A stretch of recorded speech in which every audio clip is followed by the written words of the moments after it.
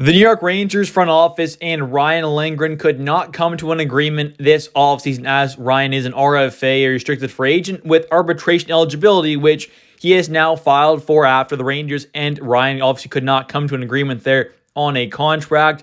It is kind of rumored that he wants a longer-term deal, which makes sense. I mean, a lot of players want that kind of contract certainty there, but I guess the Rangers maybe not want to go either that long or kind of that long with that certain amount of cap. But we don't know exactly what those numbers are from either side of that, what they kind of want. But we do know that Ryan Lindgren was qualified because he is an RFA with a $3.6 million tag there. So minimum contract is going to be $3.6 million per season. Now that kind of depends there. Is it going to be like a 2-3 year deal or a 6, 7, 8 year deal possibly? We'll have to wait and see. But either way, it's going to be interesting kind of what he gets.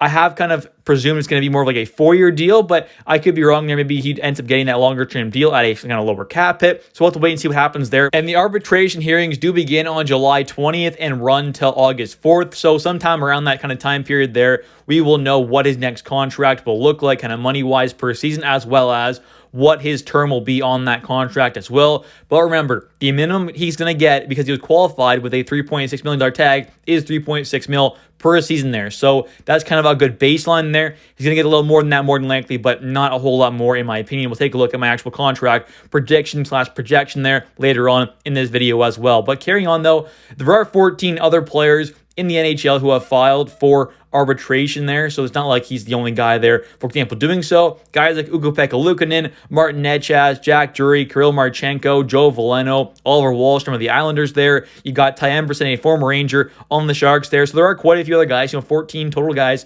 in the NHL, 13 others than Ryan Lindgren, who have filed for arbitration there. So it's not some crazy wild thing that he's doing here. This is fairly kind of reasonable for a guy like this who obviously can't come to an agreement. Obviously, with Rangers here, they can't come to agreement there on the term and the money there, so they're going to go to the arbiter there, kind of a middleman, to kind of help sort this deal out. And it'll be interesting to see kind of what he gets there, because it does seem like Ryan Lindgren, from the rumors there, he wants a long-term contract. Maybe it is like a 7-8 year deal that he wants, whereas the Rangers probably want to do more like a 3, 4, 5 year deal if I had to guess. I don't have any concrete info on that, but I would kind of guess they want to give him probably more of a kind of midterm deal there. As for a kind of long-term one, we're looking at 6, 7, 8 years. Maybe it's more like a 3, 4, 5 year they want to give him. So it'll be interesting to kind of see what he gets, but maybe if it is going to be a long-term contract at like 7 years, maybe the cap it is like $500K or so lower than what he would get on a 3, 4, 5 year deal. If they come to agreement on that, that could be a pretty team-friendly deal. Down the road there being, maybe just under $4 million possibly on a 6, 7, 8 year deal possibly. I think in 2, 3, 4 years, that could look like an absolutely phenomenal deal there. But maybe the Rangers don't want to go that long-term either way. We'll have to wait and see. But either way, hopefully the Rangers get a good deal on Ryan Lindgren here, because he is a very important player to this team. And throughout this regular season, I think he actually played quite good for the most part. I mean, obviously not perfect every game, but he's a very solid, defensive defenseman there, plays a great defensive game, great team player, always gives it his all there. Very, tough player out there on the ice, always blocking shots. He's great at that. Just an all-around kind of great defensive defenseman there. Yes, the size is not perfect there at 6 foot, but he's still a very good team player, plays a physical game, and I think is definitely a guy, long-term that I would like to keep on this team, but obviously not at a massive cap hit there. He's not some true kind of, number 1 and number 2 defenseman, I would say, but he's definitely a good complementary guy to someone like Adam Fox. And yes, obviously, you'd love to have a better defensive defenseman there alongside a guy like Foxy there who's, 6'4" or whatever, but he's still a good complementary guy to someone like Adam Fox there, and we'll probably be able to keep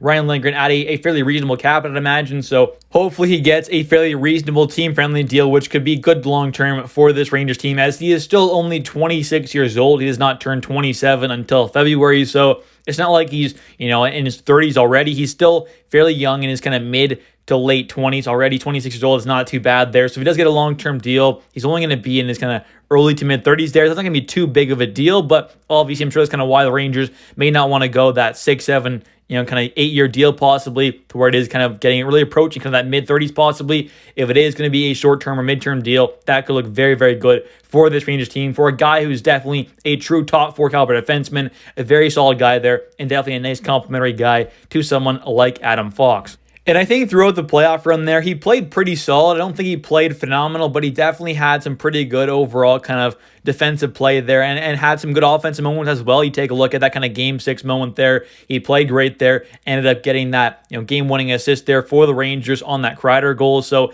he has that kind of odd, great offensive moment there, but for the most part, he's just a really solid defensive defenseman there. May only be 6 foot, but plays quite physical, blocks a lot of shots, a great team player, always gives it his all there, kind of that energy ball up there at moments. Just really kind of tough player out there on the ice, although he's only 6 foot. He plays like he's a lot bigger than that. Yes, he gets hurt every once in a while, gets cut quite a bit. He's bleeding because he's blocking shots or, getting a stick to the face, whatever it is, but he's a great team player and just kind of one of those guys you want to have on your team come playoff time. When you're getting in those dirty battles there, he's always in there. He's battling for the puck. And with all that said, I am definitely a fan of Ryan Lindgren. I want to see him back on this team. I think he can definitely benefit this team a lot from, coming back for the foreseeable future possibly, but it also depends on kind of what that next contract is going to look like, term-wise, but also what his cap is going to be per season. That definitely affects his team quite a bit. With the cap space situation there with the Rangers right now, it's not too bad. Coming up the next couple of years, Trouba's going to come off the books in a couple of years. Same thing with Panarin and some other guys as well. But we know, a guy like Igor Sturkin,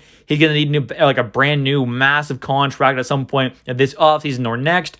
And also a guy like Alexis Lafreniere, he's going to need a big contract next offseason more than likely as well. A pretty big kind of jump up more than likely. So it'll be interesting to kind of see what happens here with Lindgren's contract going forward with this team. And it is possible that Lindgren could get traded at some point throughout this offseason, but I don't see that happening. I think he's going to stay on this team, sign his new contract, and more than likely stick alongside Adam Fox on that top D pair spot for the Rangers going forward in the next couple of years as well. I mean, obviously Foxy is locked in long term. Lindgren to get locked in for a while as well, and I'm sure that they will stick together for a while now. Maybe it changes kind of next offseason or the year after that or the year after that, whatever it is. But for right now, this upcoming season, as things stand currently, I definitely think Lindgren's going to be back with this team. He's not going to be traded away. He's going to be alongside Adam Fox on that top deep pair spot next season. And taking a look at some advanced stats here from the regular season with Adam Fox and Ryan Lindgren together as a D partner, they ended up having 911.5 minutes played together over 65 games,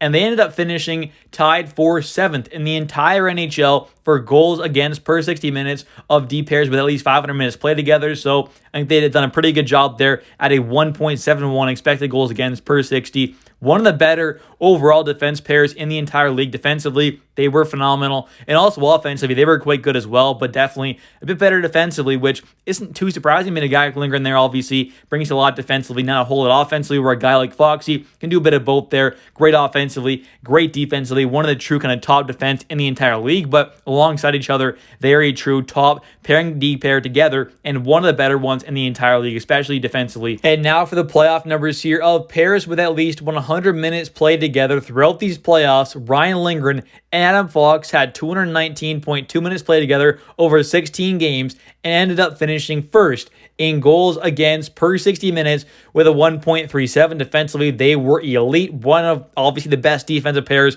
throughout the entire playoff run. These numbers pretty much say they were arguably the best, so that is great to see. But offensively, having a 1.37 there for goals for per 60 minutes is not too great at all. So defensively, they were phenomenal. Offensively, they were not too great. And that's not surprising there because Adam Fox was injured for most of the playoffs there. He was definitely banged up, was nowhere near 100% there, but he still played great. And this D pair as a whole was phenomenal defensively. Definitely were truly elite. But the offensive game there, with Adam Fox being pretty hurt there, definitely was not the best that has been in the past. And next up here, taking a look at his normal stats, this past season ended up having 76 games played, 3 goals, 14 assists, 17 total points, but had 103 block shots and 114 hits there. Very physical guy, blocks a lot of shots, eats up a lot of ice time there, averaging 19 minutes and 21 seconds per night, but obviously is not a great offensive guy as he has yet to crack 20 points at the NHL level in a single season. And for the playoff numbers there, this past playoff run had 16 games played, 3 assists there, but one very clutch one,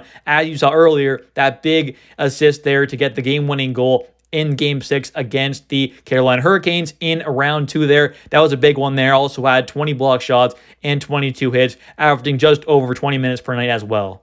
And finally, for my contract prediction slash projection, my guess is going to be something around a 4-year deal with a $4 million cap hit. Now, maybe it is longer term because a guy like Lindgren possibly wants a longer term deal. It's been rumored. Maybe it is going to be like a 6 or 7 year deal or possibly a 5-year deal. But I think it's going to be something around more than likely a 4-year deal with a $4 million cap hit. I'm quite certain it's going to be around $4 million cap hit, being at least $3.6 million because he was qualified for that. So it's going to be something around probably the high 3 mark to the low 4 mark, something around there. But I'm kind of leaning towards the $4 million mark or the kind of high 3 mark. Depending on the years, though, that will definitely affect things as well. But anyways, in the comment section down below, let me know your thoughts on Ryan Lindgren. Do you want to see him back on this team? Do you want to see him traded away? And what do you want to see for his next contract? Do you want to see a long-term deal with a shorter cap hit? Maybe a mid-term deal with a relatively decent cap hit? Let me know your thoughts on his next contract. And don't forget to subscribe for daily New York Rangers content I post every single day. And also don't forget to hit that like button for more Rangers content. Thanks for watching. I'll catch you in the next one. See ya.